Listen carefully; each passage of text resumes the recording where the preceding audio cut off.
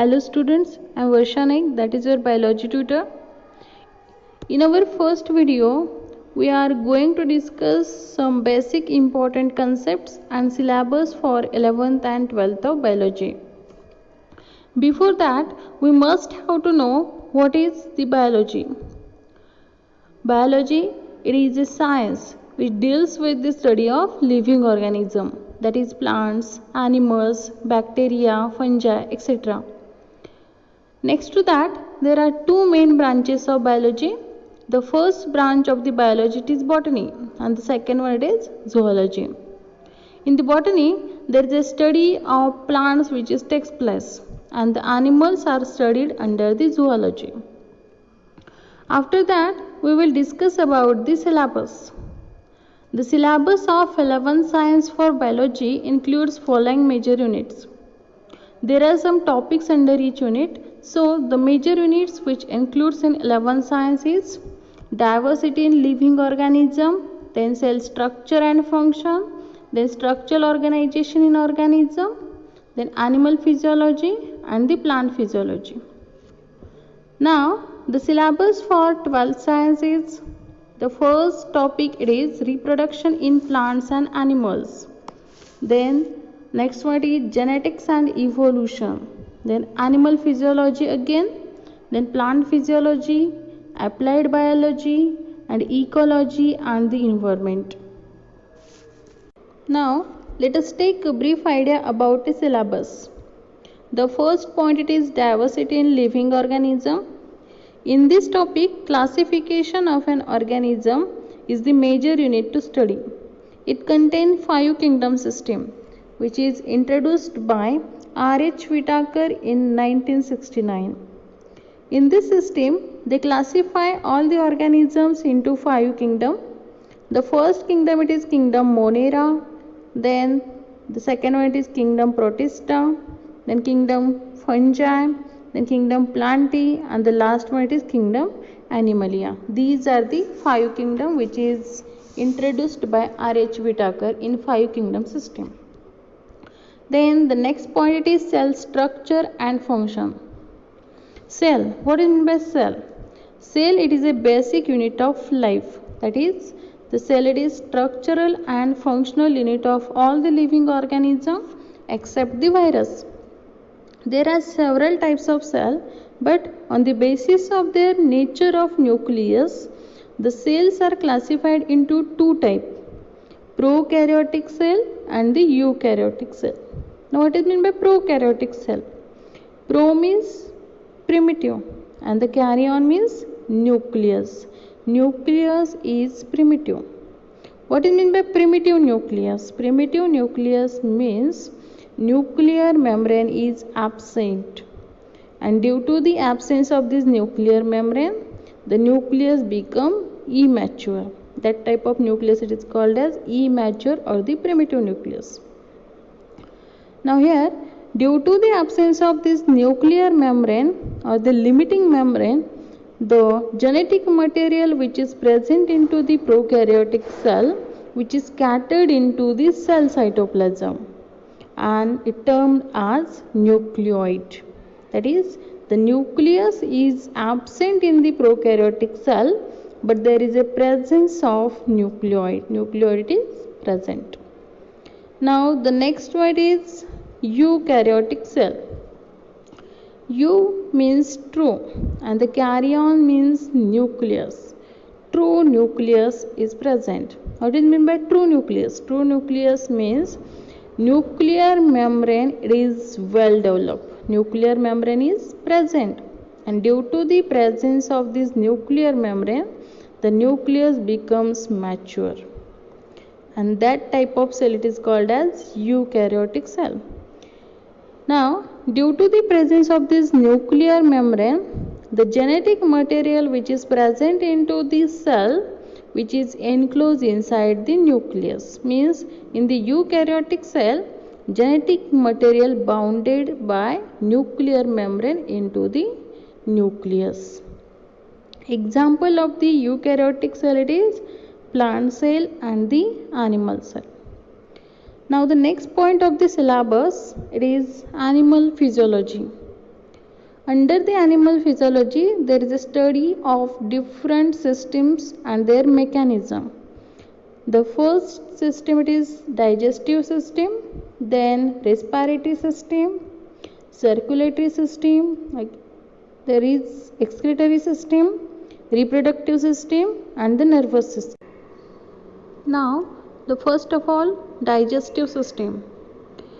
Digestion. What is meant by digestion? Digestion, it is the process in which complex, non-diffusible and the non-absorbable substances are converted into simple, diffusible and the absorbable substances by using the enzymes. The digestive system, which comprises mouth, buccal cavity, pharynx, esophagus, stomach, small intestine, large intestine and the anus. There is some accessory digestive glands are present: salivary gland, liver and the pancreas. These are the main accessory digestive glands. The salivary gland which secrete the saliva, then liver which secrete the bile juice and the pancreas which secrete the pancreatic juice. These all the glands which secrete the different types of juices which is rich with the enzymes, and these enzymes are helps into the digestion process. Now the next is respiratory system. The respiration which is takes place into the respiratory system. What is meant by respiration? Respiration, it is the biochemical process in which oxidation of organic compound and the liberation of chemical energy in the form of ATP, that is adenosine triphosphate. The main purpose of the respiration it is to produce the energy, and this produced energy which is stored, which is trapped into the form of ATP in the mitochondria of a cell. This respiratory system which comprises nostril, nasal chamber, pharynx, larynx, trachea, bronchi, lungs and alveoli. The lungs are the chief respiratory organs. Now the next system it is circulatory system. Main function of the circulatory system it is transportation of nutrients and the respiratory gases, that is oxygen and carbon dioxide, and the collection of waste material from each cell. The circulatory system it contains three parts: blood, heart and the lymph. In this chapter we will study composition and functioning of blood, external and internal structure of heart, then mechanism of heart and the pathology of different heart diseases. Next system it is excretory system. Now what is meant by excretion? Excretion it is the function of excretory system, that is the kidney. In the excretion process, removal of nitrogenous waste from the body. This nitrogenous waste which is into the form of ammonia, urea and the uric acid. On the basis of their nitrogenous waste, there are three main modes of excretion: amniotic mode of excretion, then ureotelic mode of excretion and the uricotelic modes of excretion. In the amniotic mode of excretion, the ammonia it is the nitrogenous waste product which is formed, and this mechanism it is called as amniotelism. Second mechanism it is ureotelism. In the ureotelism, there is a formation of a urea, and third one it is uricotelism. In the uricotelism, the nitrogenous waste product which is formed into the form of uric acid. These three modes of excretion on the basis of their habitat.